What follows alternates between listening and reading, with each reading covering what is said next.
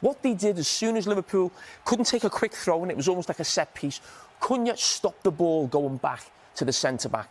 And Mbeumo here on this side, we know where he normally plays, normally from this side. He is so narrow from a right-sided attacking player. So what that's about is almost being man-to-man from the throw-in and lock Liverpool in and don't make it easy for them just to go round the back to the goalkeeper and out the other side. So we see the problems Liverpool had with throw-ins. They make a challenge, they get the throw-in again now with Conor Bradley. Again, the same setup. Look how narrow they are on this side. Again, stopping the ball going back to the centre-back. It's a poor throw-in from Conor Bradley. Manchester United win the ball easily. Ball comes out this side, goes out for a throw-in now. Kirkes wants to take the throw-in quick. Keep an eye on this guy here. He's dropping in, but he realises his job is to go here and stop the ball coming to the centre-back. He's now screaming at Casemiro, you've got to get in there and stop the ball going in there. Now they locked him in. Mason Mount comes over from that side, really narrow. Now it's a man-to-man system here, stopping the easy ball to go back and Liverpool to build round the other side. And Kirkes, as I said, he's not quite sure what to do. He's looking round, he's looking for help.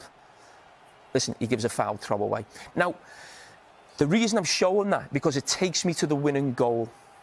Now, this is Manchester United. Late in the game, we now know Szoboszlai's gone to right back. Now, there's been a lot of talk about a really poor throw-in from Szoboszlai from Liverpool supporters, and yes, that is true. But this little detail of Manchester United that they've been doing right throughout the game has helped them win the game. Sesko comes on, stops the ball going to Konate, and Mbeumo there is very narrow, as we've highlighted. He then takes a risk, throws it back. Because he's narrow, he can close the goalkeeper down and make it difficult for him.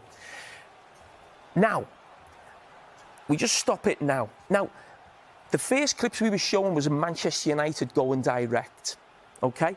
This is still the same situation. It doesn't matter that it's the Liverpool goalkeeper going direct or it was the Manchester United goalkeeper going direct. There's a challenge to be won here, and you need bodies around the ball for the second ball. So we've seen Virgil van Dijk headed before.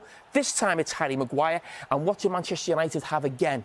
Like we saw on the first goal and another opportunity for Mason Mount, they've got players around the ball. We're around, is it still a set play or are we into open play yet? But this is still a set play. You can see where Szoboszlai ends up. And Man United get any one of them three, could have headed that in at the back post. So that little crossover between set play and open play is very, very difficult to deal with. We always coach where Szoboszlai should stay and be responsible for the back zone until this phase is finished.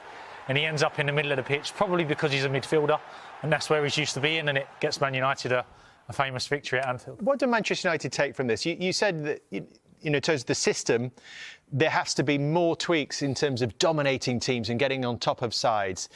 But do you think this will just breed confidence through the club that could take them in the right direction? Yeah, I think as pundits we can always find something to criticise managers and teams for. I think firstly you have to give him massive credit because it's a huge result. You go to Anfield and Amorim needs results. Like, let's be honest, it's not all about style at the minute for Ruben Amorim. They need some results. So top result, but now can we get Manchester United back to where they were when we were growing up?